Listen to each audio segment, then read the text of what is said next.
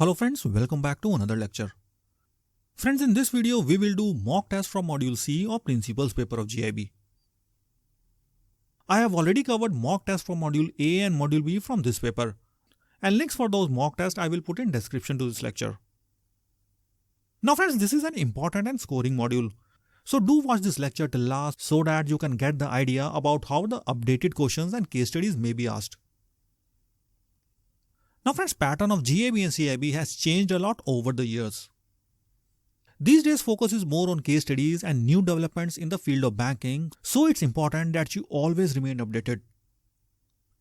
And that's why I also publish mock tests before your examinations with latest questions and case studies with changed pattern.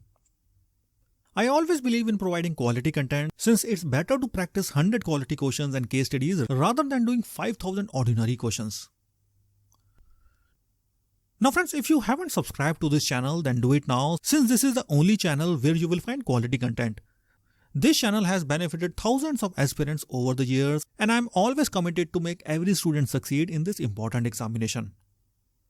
Also join my Facebook and Telegram groups where I post lots of one-pagers and other useful stuffs which are very important for your examination.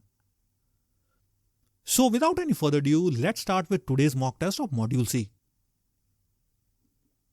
But friends, first a small request to you.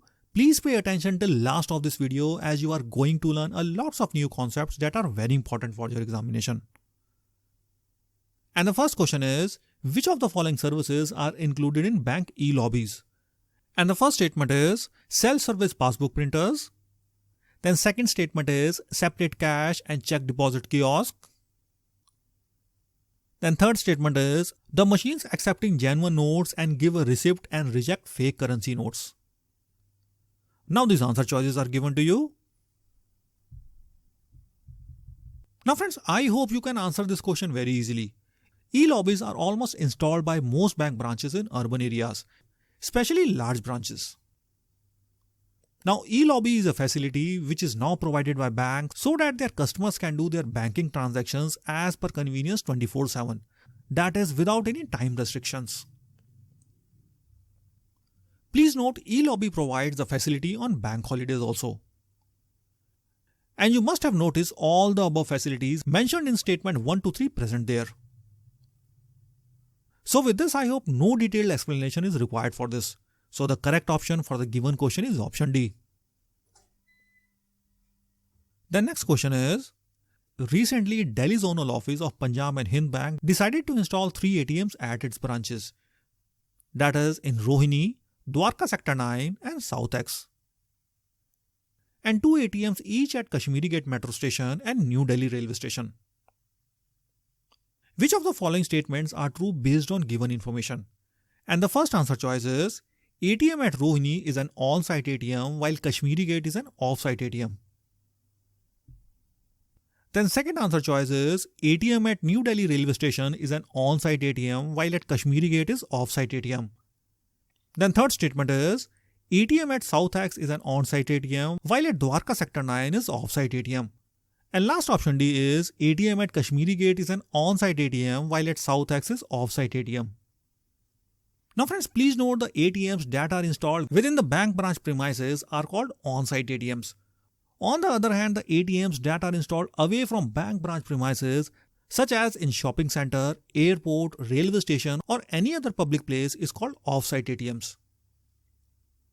So with this, I hope you can easily classify the above ATMs installed as on-site and off-site.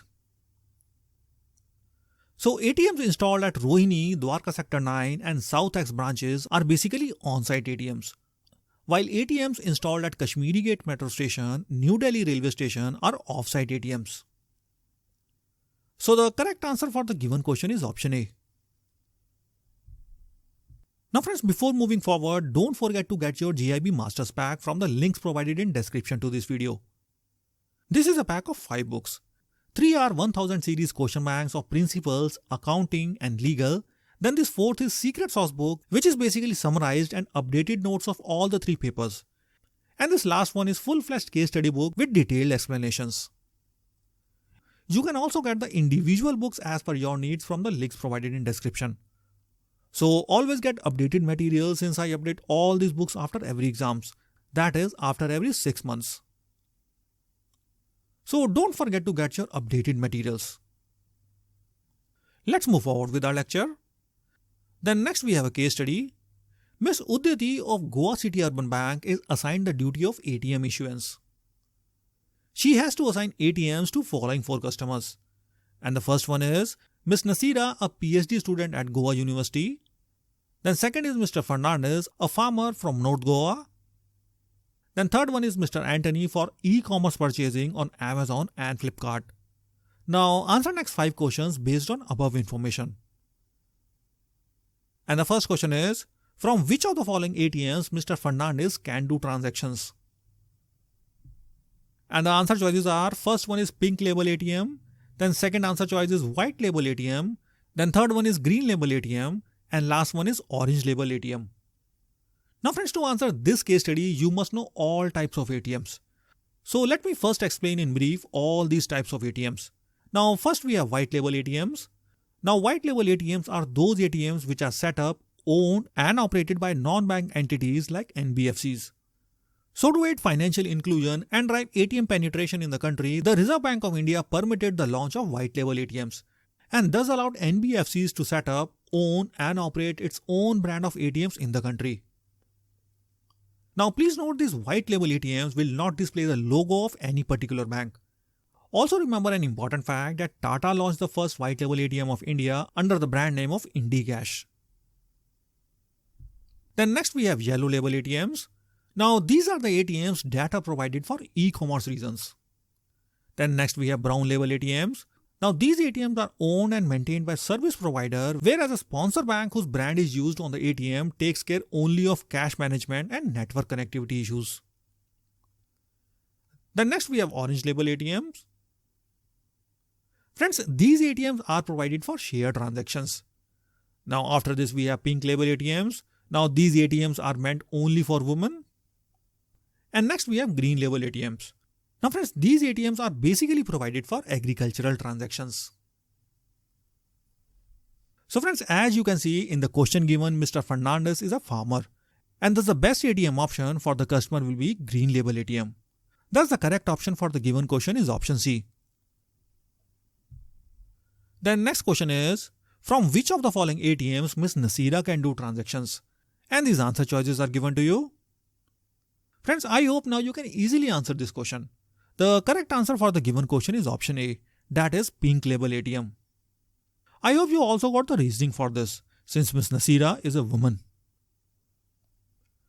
Then next question is, from which of the following ATMs Mr. Anthony can do transactions? And these answer choices are given to you. Friends, as we have learned earlier that yellow label ATMs are basically meant for e-commerce reasons. And thus the correct answer choice for the given question is option A. The next question is, one day Mr. Anthony noticed ATMs of most banks are not working in his locality. He saw ATM of IndiCash and transacted Rs 1000. Now which type of ATM does Mr. Anthony used? And these answer choices are given to you.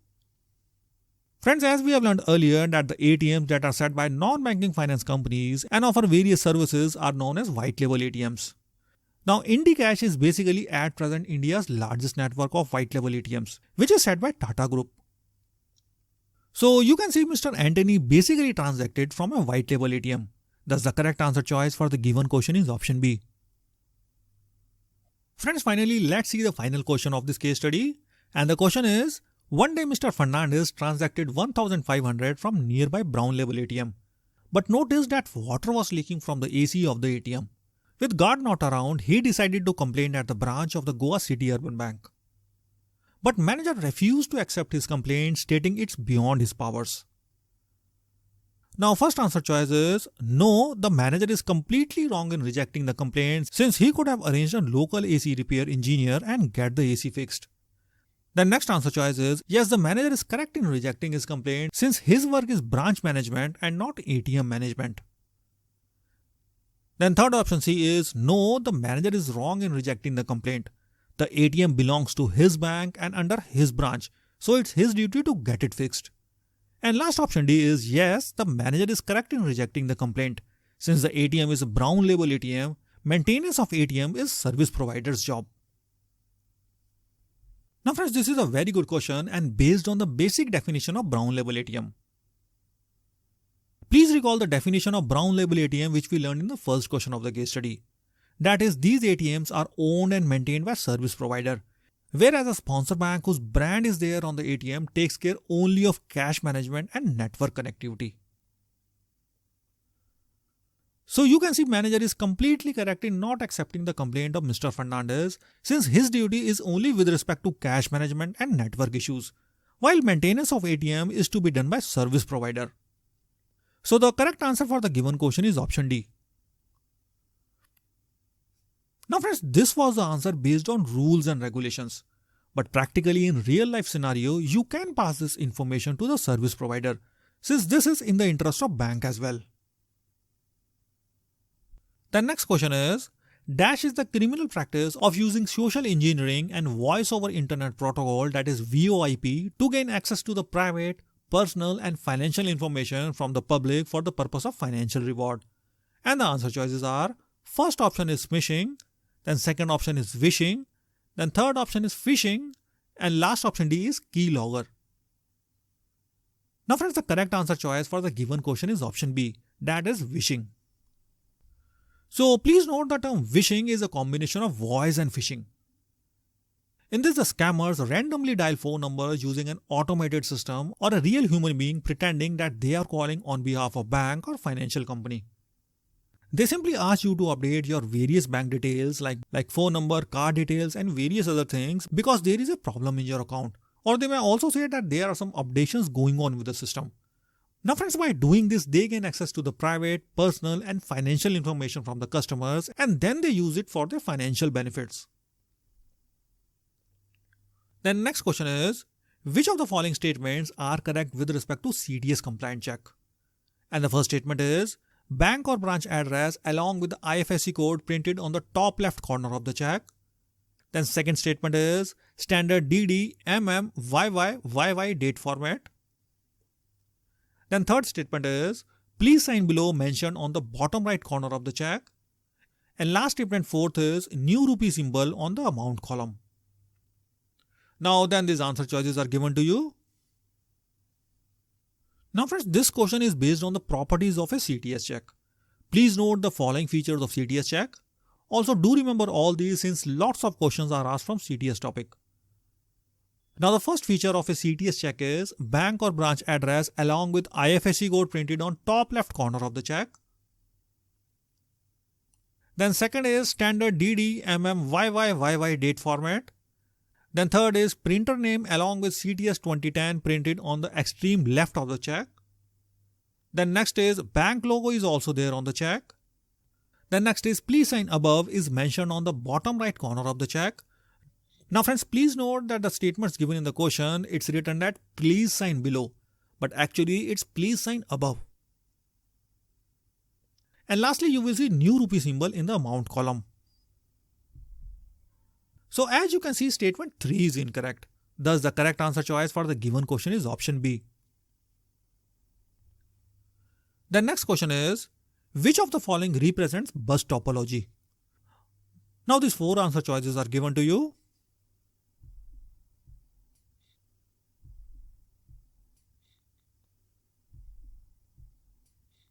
Now friends, please note geometric representation of how the computers are connected is known as a topology. There are basically 5 types of topology.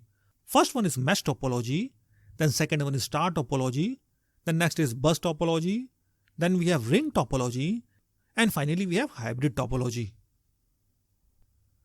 So in mesh topology, each device is connected to each other on a network through a dedicated point-to-point link, as you can see in this figure.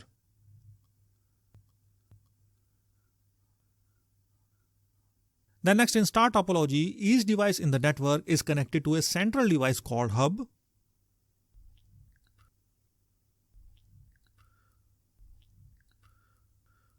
Now after this, in bus topology, there is a main cable and all the devices are connected to this main cable through a drop-down line. Also note there is a device called tap that connects the drop line to the main cable also. Then next in ring topology, each device is connected with the 2 devices on either of its side. There are in fact two dedicated point-to-point links a device has with the devices on either of its side. Now as you can see, the formation of this structure looks like a ring, and hence it's called a ring topology.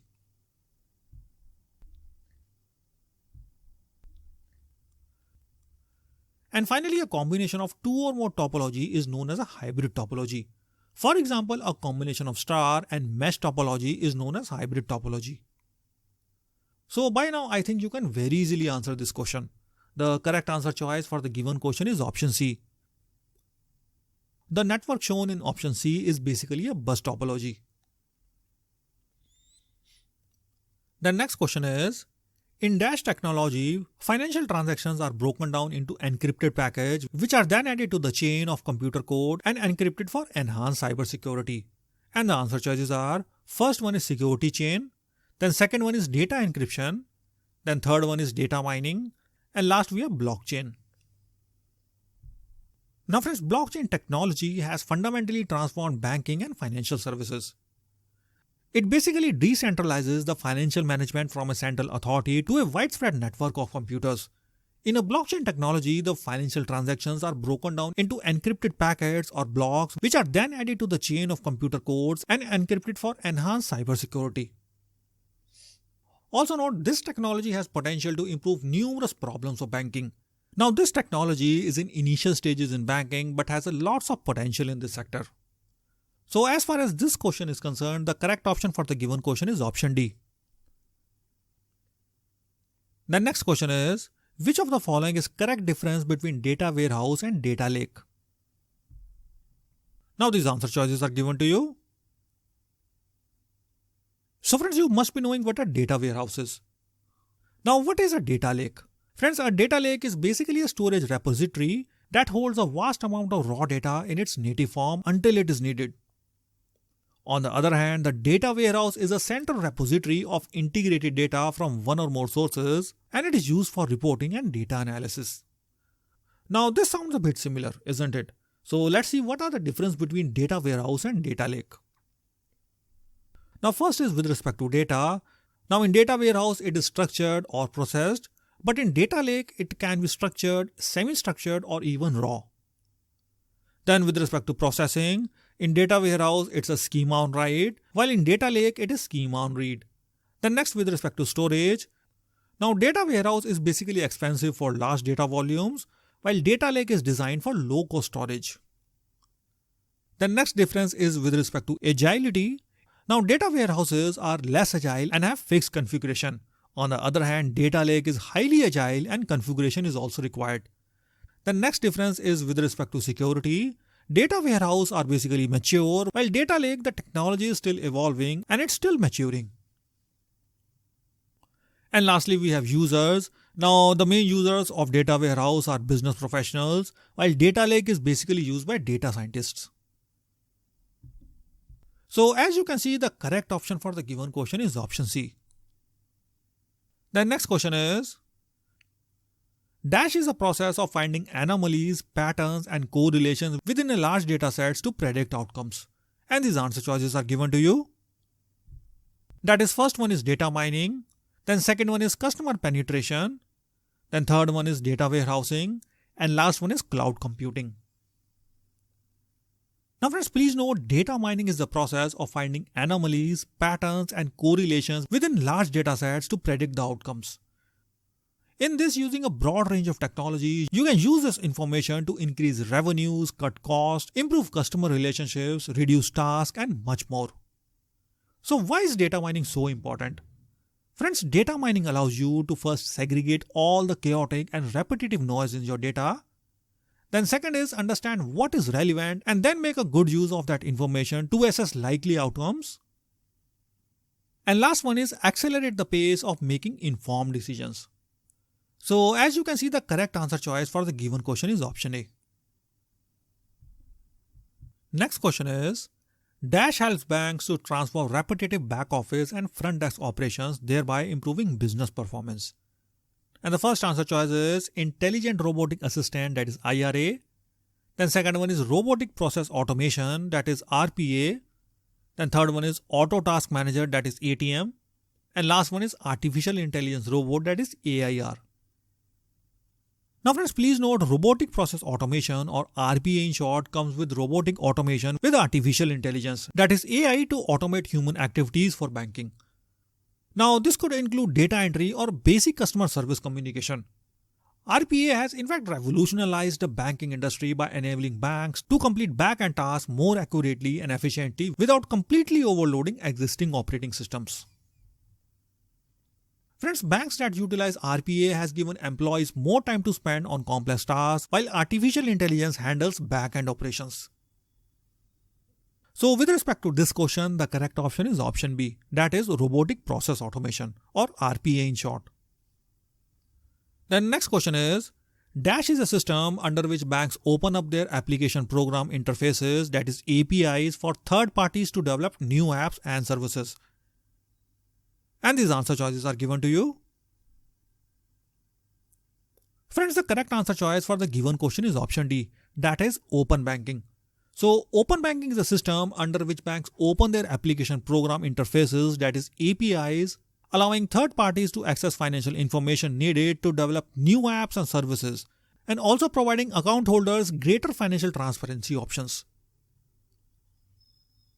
So this system has in fact shaped the financial experiences of customers across the globe in a good way. On one hand, open banking allows third parties to develop better personal finance management applications. It also places a pressure on banks to improve their own offerings. And due to this reason only, open banking services cultivate competition in the banking industry, and thus forcing banks to either enhance their financial services or partner with fintechs. Then next question is, a card inserted into a ROG payment terminal is charged for a transaction that's done with a fraudulent card at a terminal somewhere else. This type of cyber attack is called,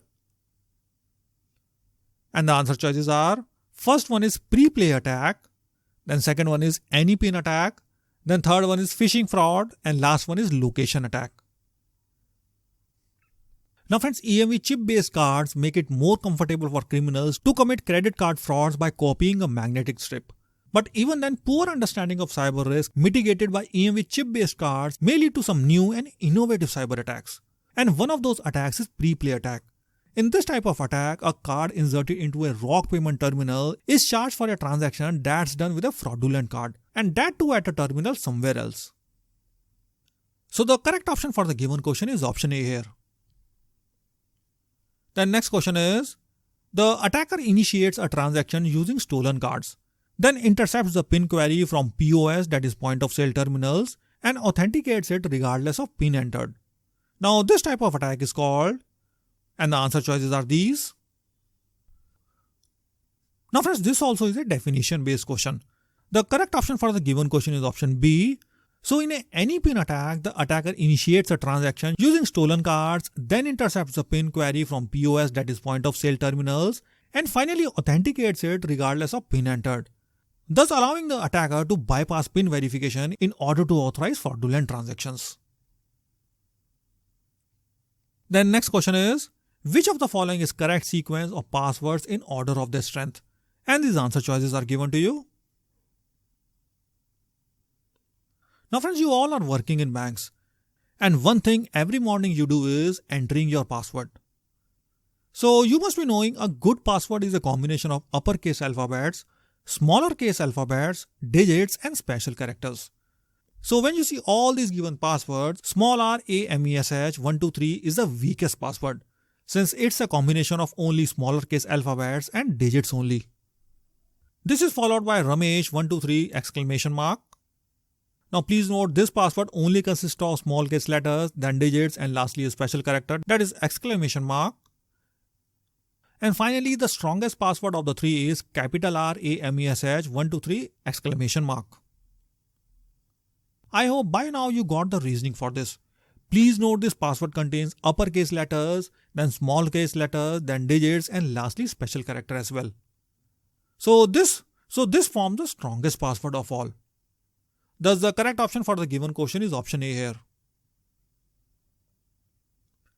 Then next question is, choose the right sequence of virus stages, and these answer choices are given to you. Now friends, the typical life cycle of a computer virus takes place in 4 stages. That is, the first one is dormant phase, Then next is the propagation phase. Then next we have triggering phase, and last one is damage phase. Now during the dormant phase, the virus accesses the victim's computer or software, but it does not do anything yet. The virus will wait until a trigger gives it a command to execute. This trigger could be anything from a predefined date to the user taking a specific action, like double-clicking an icon. Next, in the propagation phase, the virus is fruitful and multiplies. The virus will start to insert copies of itself into programs and areas on the disk. These copies are often altered in some way to make the detection more difficult. Then the triggering phase is designed where the virus changes from being dormant to being activated. Finally, during the damage phase, the virus gets to work and the end user will begin to notice problems with their computer such as deleted files, the system crashing, or endless pop-ups on the screen. So you can see the correct answer choice for the given question is option C. And finally, we have reached the last question of our mock test, and the question is, Dash is a software distribution model in which applications are hosted by a vendor or service provider and is made available to the customers over the internet. And these answer choices are given to you. Now friends, software as a service, or SaaS for short, is basically a cloud-based method of providing software to the users. A SaaS user typically subscribes to the application rather than purchasing it once and installing it. Users can log into and use a SaaS application from any compatible device over the internet. Please note the actual application runs on a cloud server that may be far away from the user's location. Now basically there are three cloud service models. First one is BaaS, that is banking as a service. Then second one is IaaS, that is infrastructure as a service. And lastly we have PaaS, that is platform as a service. So as far as this question is concerned, the correct option is option B, that is SaaS. Now friends, with this I wind up this mock test. Hope all the questions and case studies are clear to you. Lastly, you can get all the JAIIB resources from the links given in description to this video. So don't miss out on these. Also, always get updated materials from the links below. So thank you, and I will meet you again in another video.